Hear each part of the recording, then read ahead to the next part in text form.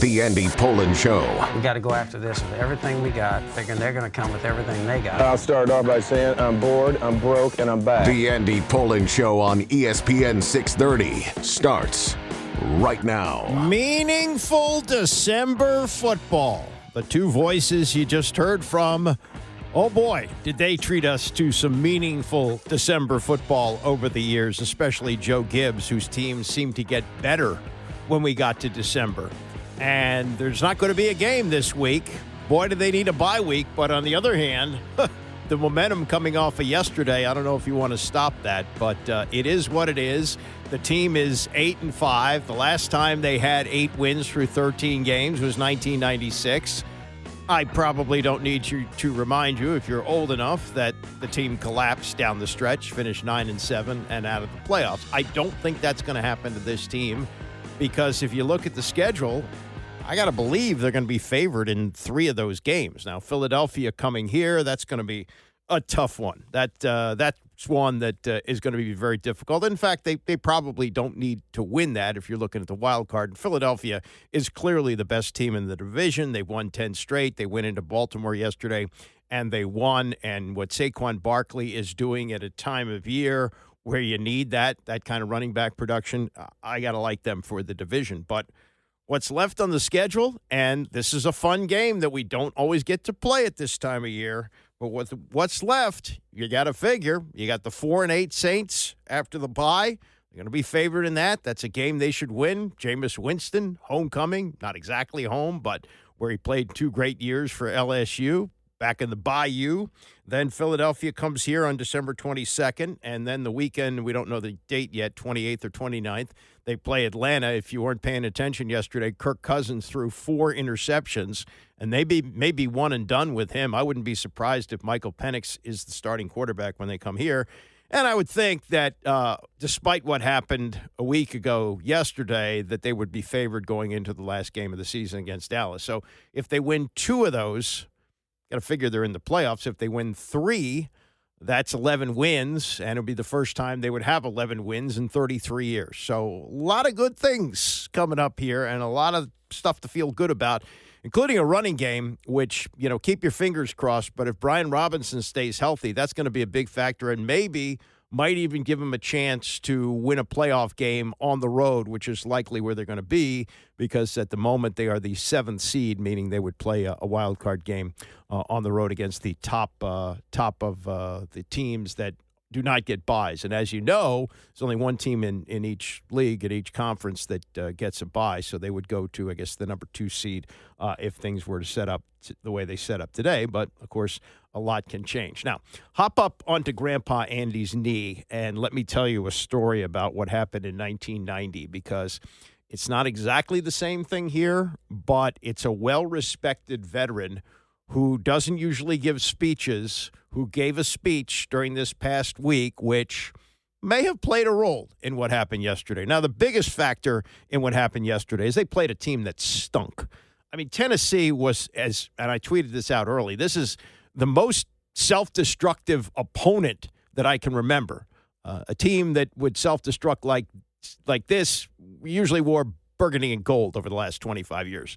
But what you saw in the first half was just abysmal. 8 penalties. I thought the referee was going to go hoarse having to stop, and that's why the game went on forever because you had penalty after penalty. They had only 4 in the second half when the game was out of hand, but my God, what a horrible team they are. And it was just, stupid penalty after stupid penalty. They got 2 false starts in a row. Just awful. And, Will Levis, he's got a great arm, and that's one of the reasons that at one point Mel Kiper had him projected as the number 1 pick in the draft. But he's not good. He's not an accurate quarterback. He's not good. And that team was terrible, and the stats are just staggering. Washington running for 267 yards. Tennessee only 35 yards, 463 yards of offense for Washington. They held the ball more than twice as long as the Titans did. 40 minutes of possession, 19 minutes, 47 seconds for Tennessee. I mean, that's just unbelievable. But let me get to what happened during the week because this does remind me of what happened in 1990 where you had the famous body bag game where Washington went to Philadelphia on a Monday night, and their top two quarterbacks got knocked out of the game. Jeff Rutledge, who had become the starter, replacing Stan Humphries the week before when he'd led a big comeback against Detroit. They knocked him out early, and then Humphries went down in that game. Mark Rippon wasn't available that night, so Brian Mitchell had to play quarterback at the end of that game, and they dragged body after body off the field, and the Eagles were taunting them, saying you need some body bags for those guys, and it became known as the body bag game. But late in the season, with the season on the brink, Art Monk, who never liked to talk. Art Monk hated to talk about himself in particular, but just didn't like to talk, period. And Art Monk got up and made a speech to the team. And it is remembered as something that was a catalyst for them as they went back to Philadelphia in a wild card game, and they beat the Eagles. And Buddy Ryan walked off the field with a second left to go and never coached the Eagles again. It was a stunning turnaround from what had happened just a month or so earlier in Philadelphia. And, I got to look at what happened yesterday as having, some effect from the speech. It was Bobby Wagner, one of the most respected players on the team, brought here exactly for what he has been doing, providing leadership, while also making tackle after tackle after tackle. Yesterday, he became only right behind London Fletcher, who set the record with 14 straight seasons of 100 tackles. Bobby Wagner yesterday with his 100th tackle of the season. That's 13 straight years with 100 tackles. But as Dan Quinn noted in his postgame news conference after the blowout last night, right off the bat, he cited Bobby Wagner getting up in front of the team and delivering the speech. Bobby was the catalyst at the very beginning of the week and talking to his teammates, which he doesn't do very often. So for him, I knew there was something there that he wanted to share. And it's so impactful when it can come from a teammate. And I thought he was the one that set this week off and set it in motion. Like I said, it's been a challenging few weeks, and to not have the same urgency that we needed last week, I saw it there in abundance today.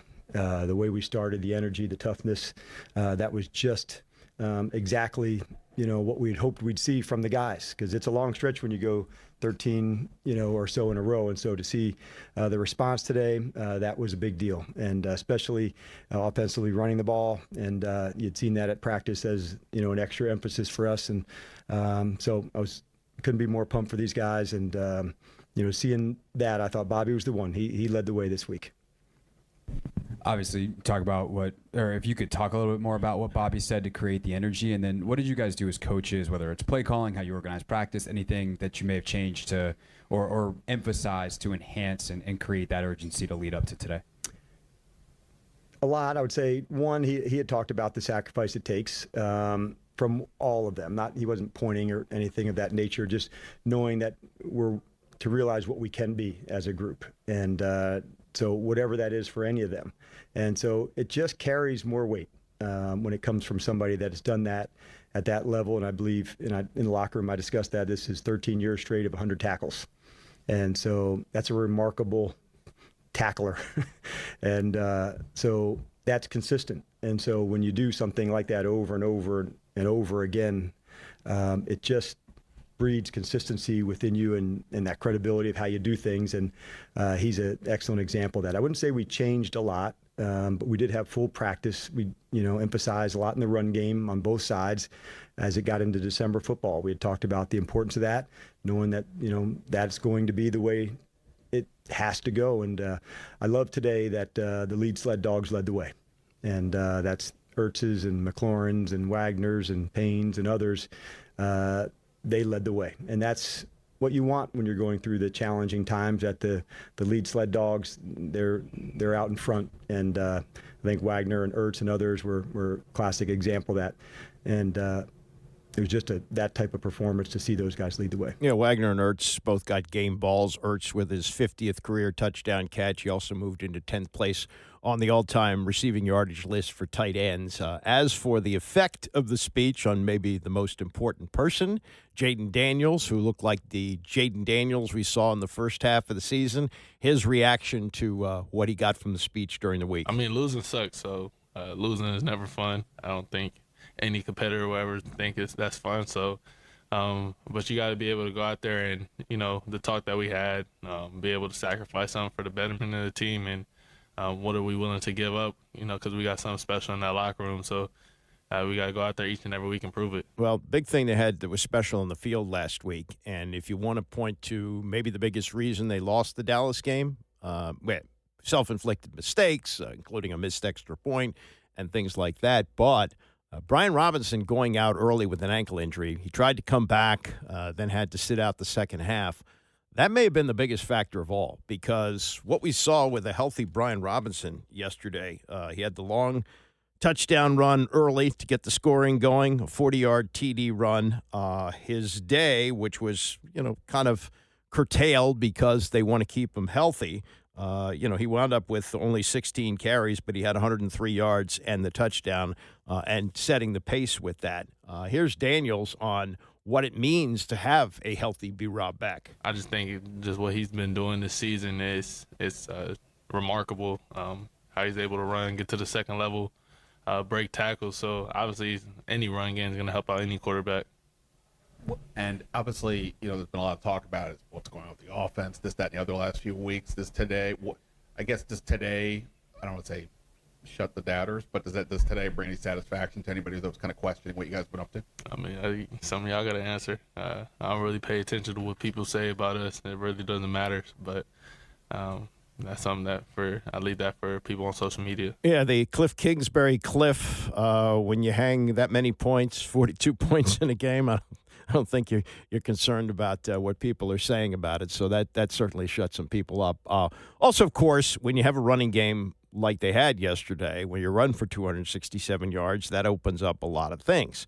And Terry McLaurin had a spectacular game, 2 touchdown catches, 89 yards in receptions. He was, I think he had 8 catches on the day. And really, smart thing, they set the tone early. The first play of the game was a pass to Terry McLaurin. And I'll get into it doesn't seem like much to me, but I don't know enough about football strategy and how the play calling works and so forth, but it seemed pretty simple. He lined up on the left side all season. They were stopping him. They put him on the right side yesterday. He has this enormous game. But his day was set up in large part by what they got from Brian Robinson. And Terry McLaurin talking yesterday about what it means to have number 8 back on the field. When you got a guy like that who you got to tackle him for 4 quarters, it could be a long day for you. And he always seems to find a way to fall forward.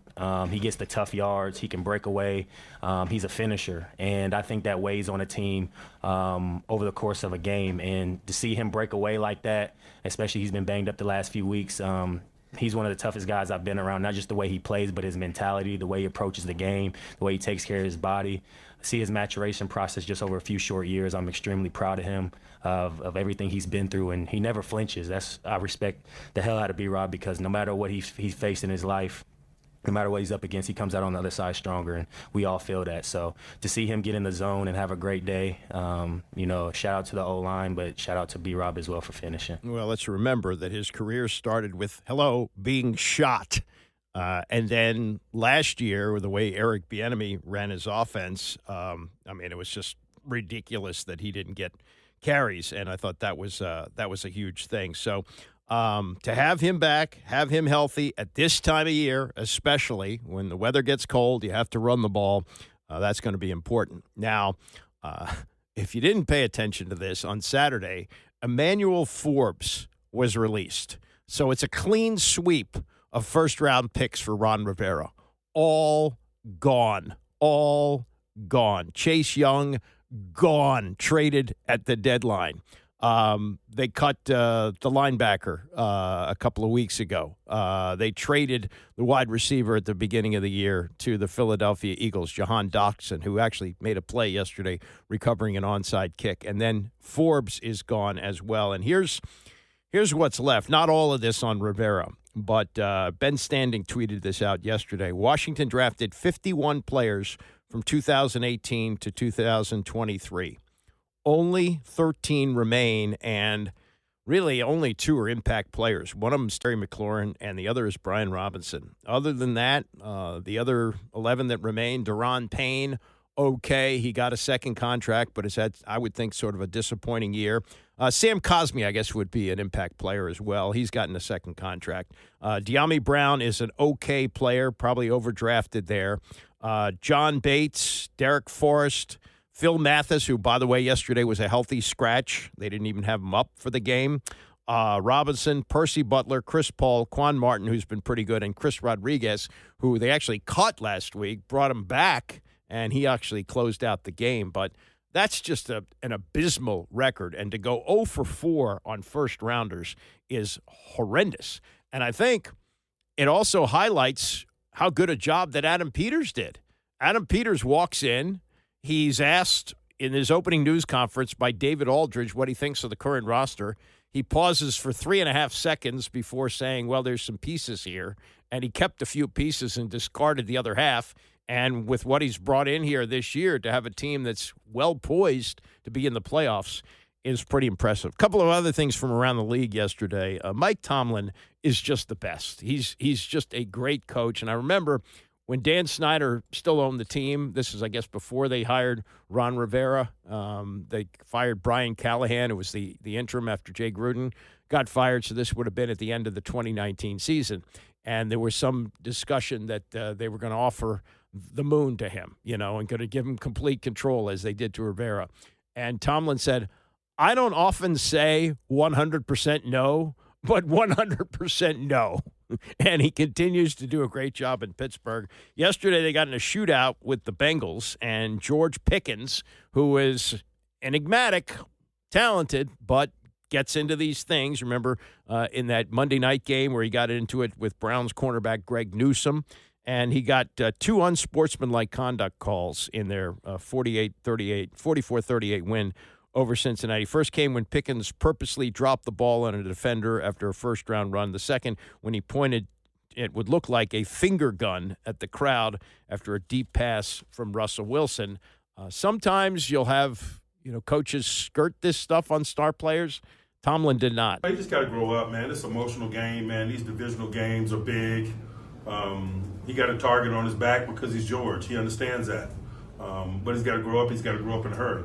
Got to grow up. He's caught a 17-yard touchdown pass early in the game. Steelers now 9-3, and they get Cleveland next week. Cleveland's playing tonight. I'll get into more of that coming up. The other interesting thing around the league, and this is just, adds to what an incredible disaster the Aaron Rodgers to the Jets move was. The coach, Jeff Ulbrich, after they blew a lead yesterday and lost to Seattle 26-21, and Rodgers was terrible. Gave up a pick 6 to a defensive lineman in the second quarter, and had a day that was one of his worst as an NFL quarterback. 21 for 39, 185 yards. Third straight game that he failed to get to the 200-yard mark. They blew leads of 14-0 and 21-7. They had 8 penalties in the fourth quarter. It was terrible, and sounds like they're getting ready to bench him for Tyrod Taylor, because if there was any doubt, Jeff Ulbrich, the interim coach, would have just dismissed that out of hand. Would you bench him? No, of course not. But when he was asked about his performance, about the Rodgers performance, he said, I'll have to look at the film. Every coach says that. But then asked if he was contemplating a quarterback change, he said, not as of today. Well, today was Sunday. Today's day is Monday. We'll see what comes out of the Jets. Ulbrich is due to talk today, as head coaches always talk on Monday. That there was a report a week or so ago that Woody Johnson wanted to bench Rodgers after his team was 2-2. Joe Douglas, the GM, got fired November 19th. Jets are 3-9. It's their 9th consecutive losing season. Rodgers wouldn't comment on the possibility of being benched. He says he feels as good as he has all season. And he says, you're asking a hypothetical, and if it happens, I'll tell you. So, wow, what a mess. What an absolute mess the Jets made of the Aaron Rodgers situation. Just god-awful. Speaking of god-awful, how about what happened on Saturday to Ohio State? Oh, my God. They had a full year for this, and this just isn't a conference loss. And although it probably doesn't knock them out of the playoff, they'll most likely be in. It knocks them out of the Big Ten championship game, And unless Ryan Day somehow turns this around and Ohio State wins the national championship, he's gone. An unmitigated disaster. Paul Feinbaum on that and more as we continue. It's the Andy Pollin Show, ESPN 630. The Andy Pollin Show on ESPN 630, the sports capital. Bram's coming up at 11. He called yesterday's blowout of Tennessee. I'm sure he'll have some happy thoughts to pass along. Before I get into college football, I want to mention this because it's insignificant to the game and may not be meaningful to you, especially if you've never been out to Ashburn where the Commanders practice. But having spent many, many hours there doing shows, covering the team over the years, they moved into that facility in 1992. The original Redskins Park was built closer to Dulles Airport by George Allen in 1971. And by 1992, 21 years later, they needed an upgraded facility, so they moved to where they are now in Ashburn. And at the time, you had stadiums like the Vet in Philadelphia and Three Rivers and in Cincinnati, or Pittsburgh, and Riverfront in Cincinnati, where you had artificial turf fields. I mean, real old school artificial turf, like the one in Veterans Stadium in Philly. They used to call it fuzzy concrete. It was awful. So they installed an artificial turf field in Redskin Park. Well, as they went to field turf in the early part of this century, 2000, 2001, that became obsolete. Nobody had AstroTurf, so they stopped practicing on it. They probably haven't practiced on it in at least 20, 25 years, and it sat there forever. We used to set up our radio setup there. We used to, Steve Zabin used to kick field goals on it during commercials, but the team didn't use it. They didn't use it for anything. It's an ugly eyesore. And when Adam Quinn came in Adam Peters, I'm conflating them. It's Adam Peters, the GM. He looked at that. What is that? It's an artificial turf field. Why haven't they taken it out? Well, Dan Snyder was too cheap to do that, so they spent a lot of money yanking it out. But it had not been used for practice in decades. So Andrew Catalon is doing the game yesterday on CBS, and he's got Tiki Barber and one of the McCourty brothers. I forget which one. One works for NBC and one works for CBS, and so it was one of the McCourtys. And Catalon, he's got all week to prepare for the game. He meets with the PR staff. They meet with the players. If you're going to tell a story, you have to tell it correctly. And Catalon goes, hey, did you know until this year that they used to practice on an artificial turf field? Hey, not the turf field that they practice on now, made up of ground-up automobile tire. No, artificial turf. Dumbo, do a little research there. Don't be so lazy. They had not used that in a long time. The reason they took it out is because it was of no longer use to anybody, and they replaced it with a grass field. So, get your facts straight. That's really embarrassing when you're doing a national broadcast and you pass along just a bunch of junk, and the other two guys, they don't know, so they jump right in. Oh, yeah, because they played in the NFL. And they said, oh, yeah, how can you practice on artificial? They didn't practice on artificial turf. That field was an eyesore that sat there of no use for decades. They used to set up media tents on it. But no, they had not used that as a practice field. Okay, college football. This has to be the biggest stunner of the year.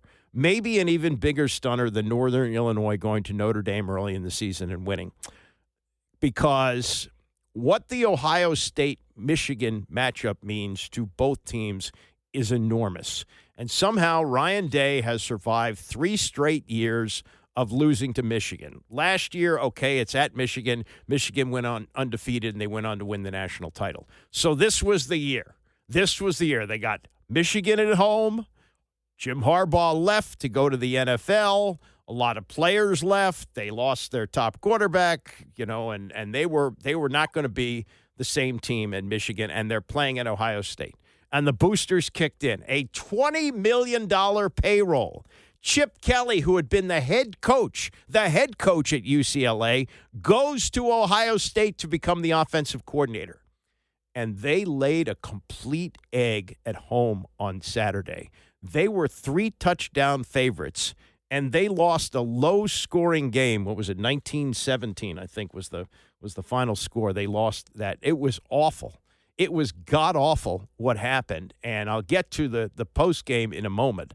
But nobody expresses it better than Paul Feinbaum. And Sunday morning, this was his takeaway from what happened to the Buckeyes at home with everything to play for. I mean, you're looking at even the possibility of a number one ranking and the number one seed in the playoff. They were ranked number 2 going into it. And to go down to a depleted Michigan team the way they did at home. Here's Feinbaum. It was probably the game we talked about going into the season. And we're almost joking, Matt, saying, there's a path for Ryan Day to get fired, to lose to Michigan, and then not win the national championship. And here we are. And you almost are, it reminds me a little bit of a couple of years ago when you wanted to write Ohio State off, but you can't. And I mean, I don't really know how to characterize that. I mean, it's one thing to take a game lightly. Remember a couple of years ago, Georgia had a path. Georgia was already in the playoffs. They lost to Alabama they in the SEC game, and they came back and beat them 3 weeks later in the national championship. This is different. Yeah.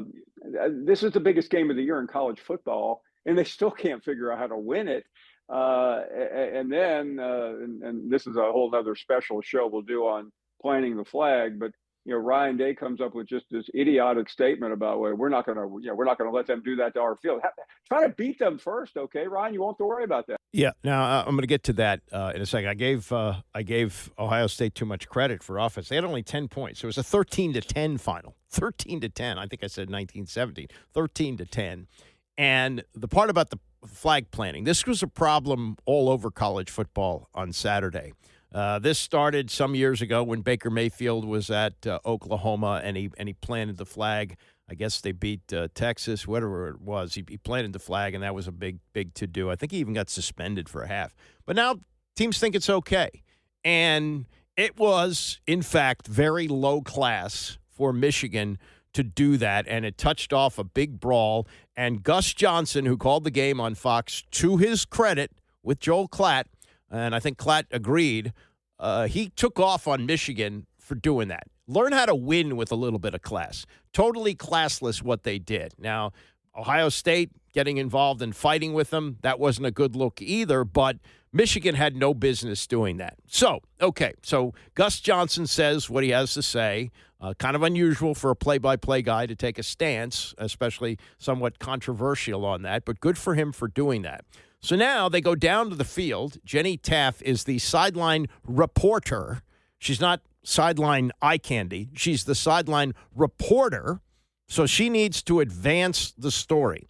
And Jenny Taft has the star running back from Michigan, Khalil Mullings, who had over 100 yards in the game. I think he also had a touchdown for Michigan. And it's her job, I think it's her job to take what Gus Johnson said and present it to Mullings for a reaction to that. Like, I don't think Gus Johnson is the only one feeling that way. I certainly felt that way watching at home. And I thought it was her job to ask Mullings about what Gus Johnson had said and his reaction. Instead, this is how the conversation began down on the field with Jenny Taft and Khalil Mullings. Khalil, I know it's a lot to ask you just to reflect on the scenes that we just witnessed. What's going through your head right now? Yeah, it was for such a great game. You hate to see stuff like that after the game. That's just bad for the sport, bad for college football. But at the end of the day, some people gotta learn how to lose, man. You can't be fighting and stuff just because you lost the game. All that fighting. We had 60 minutes. We had 4 quarters to do all that fighting, and now people want to talk and fight. That's wrong. It's just bad for the game, classless in my opinion. And people got to be better. You were such a difference maker today, and I know you spoke to me this week about how much this rivalry means to you. No, Jenny. That's not the follow-up question. That is not the follow-up question. Basking in the glow of victory. He just put the blame on Ohio State, even though it was his team that planted the flag or attempted to. And by the way, each school has been fined $100,000 for that. Whoop-de-doo. But it's her job to say, okay, understand how you feel about Ohio State fighting, but there is other reaction, including from our own Gus Johnson, who said it was classless, because you use that term classless. It was classless for your team to try and plant the flag. She didn't do that. Very bad job. Very bad job. If you're going to be a sideline reporter, then you have to ask an actual reporting question, not just throw it out there and allow him to attack Ohio State and then go on to talk about how great he was and his team was. No. Lisa Salters is a reporter for Monday Night Football. She wouldn't do this. Pam Oliver has been doing this forever. She wouldn't do that. And you shouldn't do that either. That was a very bad look on the part of Fox for allowing him to skate away, attacking Ohio State when it was his school that started the whole thing with, I thought, and Gus Johnson thought, a very classless move. So, sorry, Jenny. I know that they call you the All-American girl and all that, but your job is sideline reporter. Do some reporting there. Then we also had, not that a 44-7 game should necessarily lead to something like this, but it did. And we had on Saturday, as Maryland got blown out by Penn State, they scored the first touchdown of the game, actually had a 7-0 lead, and then Penn State did what Penn State had to do, and they ran up the score. It was 44-7, and they threw a touchdown pass very late in the game.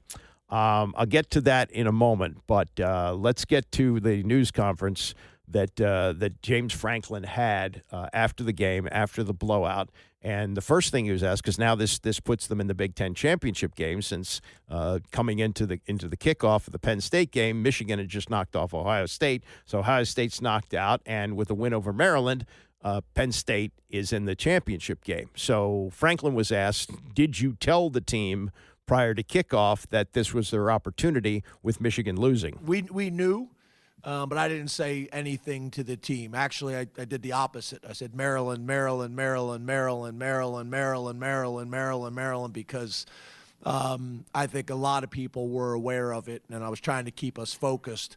And maybe that's why the game started out the way the game started, but you got to control the things that you can control, and the things outside of Beaver Stadium are not in our control. So we needed to win and play well. A lot of eyes watching these games, looking at the statistics. All those things are important. We're fighting to keep this family together as long as we possibly can. Wins do that. Statistics do that. How it looks, all those things matter.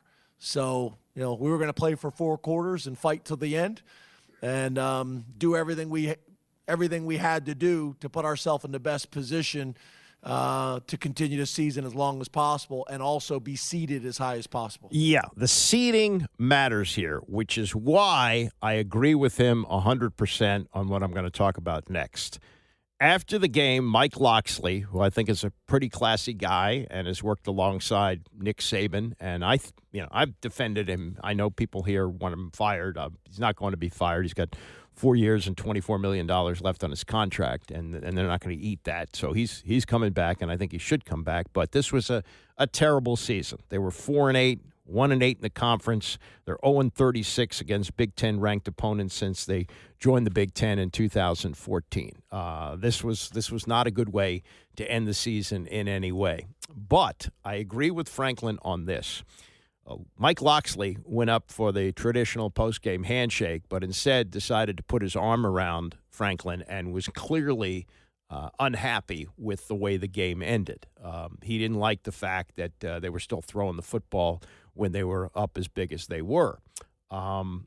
Franklin was asked about this after the game. I don't think Locksley was, but Franklin was asked about what looked like a very tense encounter with Locksley after the game, and he said exactly what he should have said. It didn't look like it was the smoothest post-game handshake. Is that the statistics and their ones still in there, or can you explain that last touchdown? Yeah, I get it, right? At the end of the game, we throw a touchdown. I get it. But a couple things I will say. My job is to put the 3s and 4s in the game. But when the 3s and 4s get to go in the game, they get to play football. Those guys deserve to play football. Your 1s are in the game. You were trying to score. We're trying to score. On top of that, you're playing cover 0. If you don't want, play cover 2. So I'm good with it. And on top of that, there's also a change in college football. We are trying to play as long as we can, make the playoffs, and be seeded as high as possible. And scoring as many points and a point differential matters. All that matters. And if you don't get that, it's really not my problem. So, W, 1-0. I'm good with it. Anybody that's not, that's their problem. 100%. Absolutely. I say this all the time when I do stories about these high school basketball games where the opponent, wins like 110-20 or something like that. If you're putting your 3rd and 4th string guys in, let them play. I have no problem with that. And if you don't want the score run up on you, play defense. If you got your 1s in the game, play better. Don't whine. I'm sorry. I like Mike Locksley, but he's 100% wrong here. James Franklin did what he was supposed to do. And as he says, the NCAA is incentivizing this. They are incentivizing it by the point differential and how bad you blow out your opponents and, where it looks and how it looks. And that's how they seed you. And the higher seed you get, the better chance you have of a playoff game at home and facing the weaker teams of the ranked teams in the playoff earlier. And no, I have no problem with what James Franklin did. As long as you're playing 3rd and 4th string guys, there is absolutely no problem with throwing the football. And Mike Locksley, I think, is 100% wrong here. Like him. I know a lot of people don't, but this is how the system works. And the system says if you have a big blowout to end the season, 44-7. I know it's Maryland, and I know Maryland's had a bad year, but that counts. That will help you when the seedings come out tomorrow. And then a week from Sunday, it's actually this Sunday because we have the conference championship games on Saturday. So this Sunday, we will find out what the playoff picture looks like. And it didn't hurt. It didn't hurt them at all. The committee's not going to say, oh, James Franklin was a bully. He was throwing late in a blowout of Maryland. Nah, they just look at the point total. 44 points. Good for Penn State. They blew out Maryland. That will help them a little bit. No problem with that. Sorry, Mike. Wrong call there. That was the wrong call. Coming up, much more on the Commanders' win yesterday. Plus, I want to look back on the life of Louis Carnesecca, who came up just short of his 100th birthday, passing away over the weekend. It's the Andy Pollin Show, ESPN 630. So as Bill Belichick proved on television that he's ready to come back and coach in the NFL next season, I have some doubts about that, and I'll play you some thoughts from people who've worked alongside him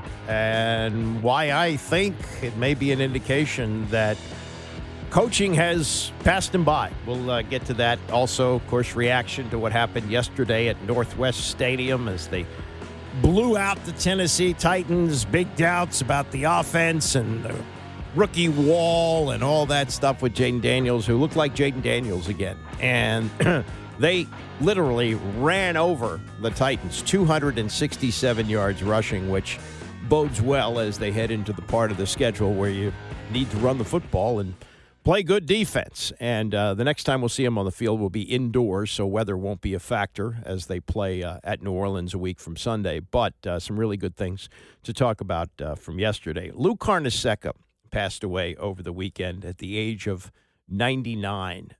100 is a big hurdle. Betty White came up just short of that. Bob Barker didn't quite make it to 100. And Lou Carnesecca was just over a month short of turning 100.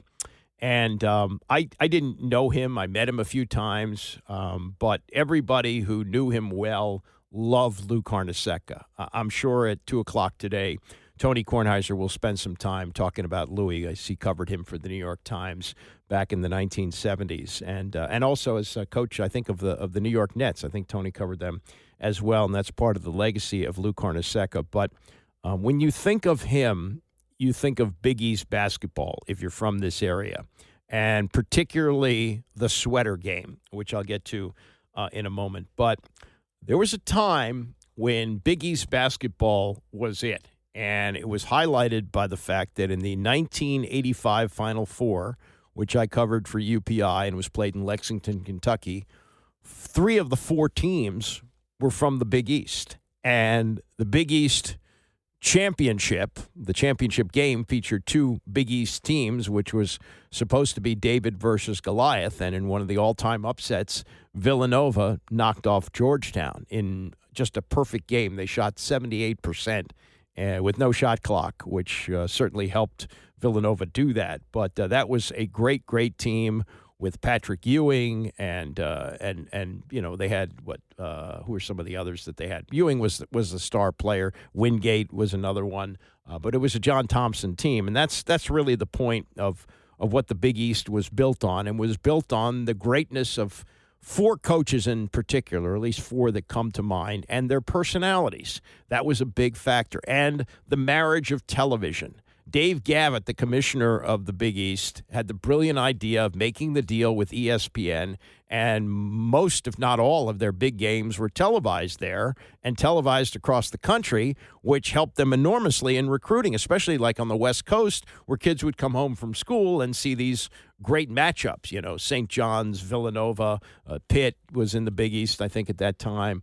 There are, you know, a number of others, Boston College, but it was a league put together by Dave Gavitt. They were schools that didn't have football necessarily. Some did, but it was all about basketball. It was a basketball conference, and it was built on the shoulders of 4 men who not only had great teams, but had great loyalty to their teams. In the cases of 2 of them, it was their alma maters. The others were because of the regional location. John Thompson, who had grown up in Washington, D.C., was a great player at Carroll High School and went on to play in New England. He played at Providence and then played briefly for the Celtics, but came back here to coach Georgetown. He was a D.C. guy, D.C. through and through. Louis Carnesecca not only grew up in New York, he went to St. John's. He loved St. John's. Raleigh Massimino was from a Philadelphia suburb in New Jersey. And Jim Boeheim was not only an upstate New York native, his entire adult life was spent at Syracuse as a player, as an assistant coach, and became the head coach. It was those 4 men who really stood out and helped to make the Big East what the Big East was. But they all had different personalities. They were all very different people. And Louis was the most lovable of them. He was the kind of guy that made you feel good. He was just a really nice man.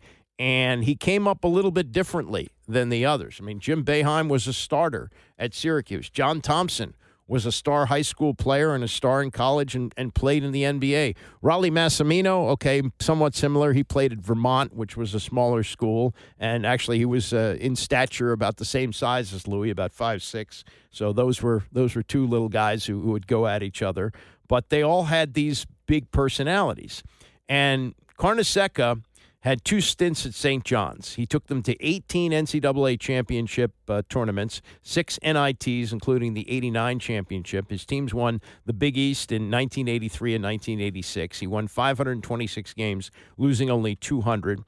His stints there, 1965 to 1970. And then after leaving the New York Nets, which are now the Brooklyn Nets in the ABA, where he coached them from 70 to 73, he went back to St. John's and stayed another 20 years, 1973 to 1992. And as a matter of fact, Len Elmore, who went to Power Memorial High School, same high school as Kareem Abdul-Jabbar, he wanted to go to St. John's and would have gone to St. John's, he said, had Carnesecca not gone to the Nets. Instead, he came here to Maryland, which was very fortunate for us, where he teamed up with Len Elmore to have those great teams and launch the lefty era in the early 70s. But when you think of St. John's and Georgetown, you think of the sweater game. And it goes back to this. St. John's was ranked number 1. Georgetown was the defending champs. Michael Graham had left after 1 year, but they still had, Patrick Ewing and the nucleus of that team. Reggie Williams was a freshman, and they were expected to win the national championship, win it again. But St. John's was still ranked number 1. They had big pros, future pros there. Chris Mullen, who played on the U.S. The Dream Team. Mark Jackson played in the NBA for a long time. Walter Berry, Bill Wennington, they all played. There were 4 pros in the starting lineup there, and they were a great team. And so midway through that 84-85 season, Louis got a cold, and his wife Mary suggested that he wear a sweater for the next game. He looked in his closet, and he picked out this dark brown one with large red and blue chevrons on the front. He had gotten it as a gift from a visiting Italian coach, and he won. And they kept winning with the sweater. And at one point, Louis said to the reporters, this is ugly, isn't it? Sure enough. So fans sent him sweaters after that, but that sweater was famous. So when they met at Madison Square Garden, this was 1 versus 2. Georgetown and St. John's played 3 times that year, 1 versus 2. First time, I think St. John's was 1, and then the next 2 times, Georgetown was 1, and they won both times. But this is 1 versus 2 at Madison Square Garden. And John Thompson, who didn't seem to have a sense of humor, came out wearing a replica of that sweater under his suit. He opened it up before the game, and the crowd went wild. I mean, that was the height of Big East basketball. And Louis helped to make it happen on the force of his personality, along with John Thompson. And it's it's a Horatio Alger story. He grew up as the only son of Italian immigrants in East Harlem. They owned a delicatessen.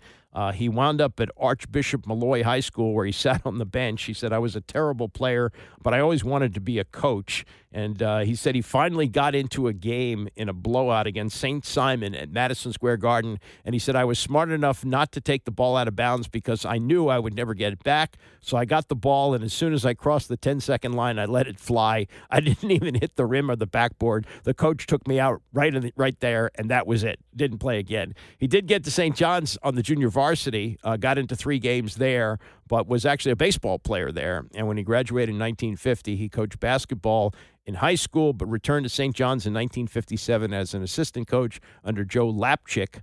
Learned the game there, eventually took over for Lapchick, had his stint with the Nets, and then came back to St. John's, retired in 1992, and passed away just short of his 100th birthday. But if you haven't heard of the tributes to Louis, you should, because he was a wonderful man, a lovely man, and people revered him who covered him. And I'm anxious to hear what Tony has to say about him coming up at about 2 o'clock this afternoon.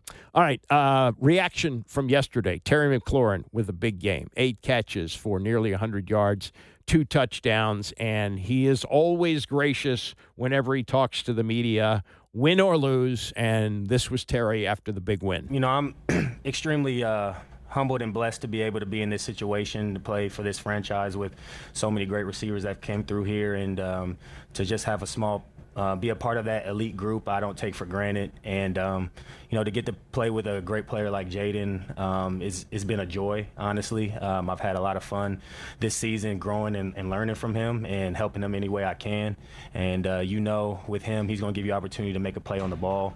He's extremely accurate, and, he plays with a lot of confidence, and I think that rubs off on all of us. So it's exciting because I feel like him and I can still have a lot of room to grow. But it's not just me. It's, the tight ends, the running backs, the other receivers.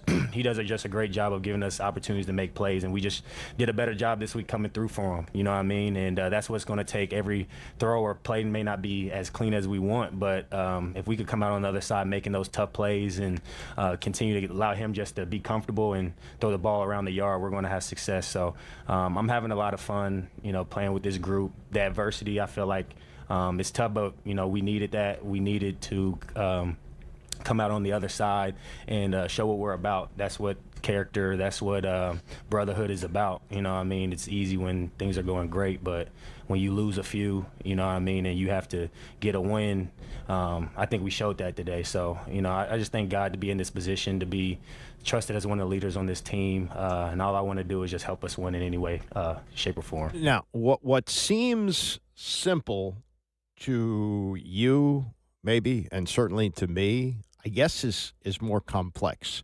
And we heard this last week, that Terry McLaurin has played almost every snap going into this game on the left side. That's where he lines up. He's the left side receiver. And, they've had some games where he's been bottled up. He's had some big games like yesterday, but he's had games where he's been kind of a blip, especially in the early part of the season. Now, to my simple mind, I go, well, if he's always lining up on the left side, why don't you just move him over the right side once in a while and see what happens? Oh, no. He's the left side guy. Well, this week they moved him over to the right side. He has an enormous game, a couple of touchdown catches, and they win the game. Why wouldn't you do that earlier?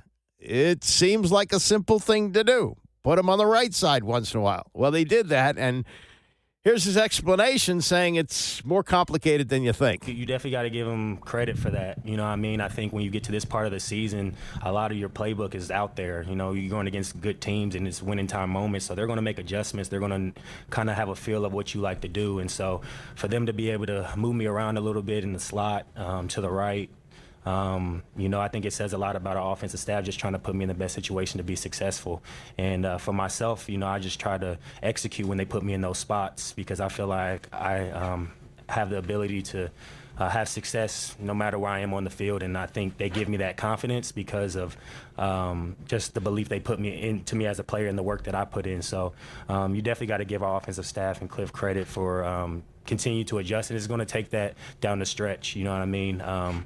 And I have no problem, being the guy who takes away the coverage for other guys to have success as well. But for me to be able to move around, keep defense on their toes, not for them to be able to know where I'm going to be, I think that's an advantage that we can use. So just excited for this entire team win, and I'm going to continue to look at the film to see how I can even help us even more. Yeah, well, just line up on the right side a little more often. It seems like that's a pretty simple thing. This is Daniels on the movable Terry McLaurin. I mean, it's great just to be able to go out there and see Terry happy and enjoy the season. And obviously we want to get the ball to one of our best players many times as possible with the defense permitting that. So it's great to move Terry around. So, hey, maybe Terry might get the attention in the slot or the right side. We got somebody one-on-one on the left side, stuff like that. So it's just unselfish things to go out there and go out there and have fun and free up other guys to make plays too. Yeah. And we saw the Jaden Daniels, not old because he's still a rookie, but we saw maybe the Jaden Daniels of September and October yesterday. November wasn't a great month for him, though he did beat the Giants, but that was their last win prior to yesterday, and that was November 3rd. So to be back yesterday and to have the burst. Now, the statistics, don't really tell the story. He had 9 carries for 34 yards, but he did have a touchdown, and he seemed to be able to move when he needed to, pick up first downs, and he got out of bounds. He slid down. He was just looking better than he had in quite a few weeks. And if you notice, in a cold game like this is supposedly the coldest game he ever played, like low 40s. He wasn't being wrapped up with his ribs. He said a couple weeks ago that the reason he was being wrapped up because it was getting colder, well, they weren't wrapping him up yesterday. So it seems like he's healthy, and it looks like Coach Dan Quinn has his old new quarterback back. I have to think that there's probably a side of just the competitor who he is, like the innate, talent, competitor, like all that goes into it. And then the next part of really going through all the practices, all the reps, and to see him do that, I thought that was a big deal. Even at practice this week, we had big wins, and, so we wanted to go into the win, not into the win, all the different ways, the things that we would do, and he just was kind of just ready for each of the challenges. But I think he was able to fully express himself today. The runs, keeping, creating on the move, I would say all of those weren't the same play design. When the second play begins and some of his magic starts to take place, that was not in the book. Yeah, and again, we're getting back to the practice here. A picture is pretty clear here. When he got hurt in the Carolina game, and the Carolina game happened week 7, now, he did come back. It was a last-minute decision, game-time decision, played against the Bears. Clearly wasn't himself until the last play when he had to launch at 65 yards for the Hail Mary touchdown. But he was okay against the Giants. Not great, but Giants are terrible. They won on the road there, 27-22. And then 2 good teams back-to-back, 2 good defenses. They actually had a chance to beat the Steelers. Couldn't close well there. lost to the Eagles. That was probably their worst performance of the year. And maybe you could say the Cowboys was. Either one, flip a coin. Big disappointment against the Cowboys, but yesterday back and looks like he's back to the form that he was early in the season. As they head into the bye, as no game until they play on the 15th, this is kind of the state of the team addressed by Dan Quinn yesterday. They do need this break. I think that's a big deal for us going right, for a while here going. But to see us respond through the hard games, I think that's a big deal for us to know that there's a lot out there for us. And they do need this break. Our times together are really intense, as players and coaches. And so they've really put in the work. And that's one of the reasons I love coaching these guys is there's not, what are we doing or that. It's honestly been just the opposite. And looking at me, what do you want to, what's next? And so for them, I can't wait for this time, get a break, clear it out, and then we come back and we go after it really hard. And my message for them is, can we have the discipline to not look ahead? Can we really get our football in order and just, take it to the next one and take it to the next one? The narrative is always, so far out. Oftentimes people talk about what's there, and I'd much rather be the most important thing is the fight that you're in. And so when we come back, I won't talk much about the month ahead. I'll talk about the week ahead, and knowing if we take care of those weeks, then they turn into more weeks. But I won't look ahead with them. No, but I will look ahead. They play New Orleans on the 15th. I would think they would be favored there, even though it's on the road. Then Philadelphia will come here. Could be 5.5, 6. Philly's favored by, we'll see, by the time they get to that game. That's on the 22nd. And then the weekend of December 28th or 29th, we still don't have a date or a time. They're going to play Atlanta at home unless, Kirk Cousins reverts back to where he was, a month or two ago.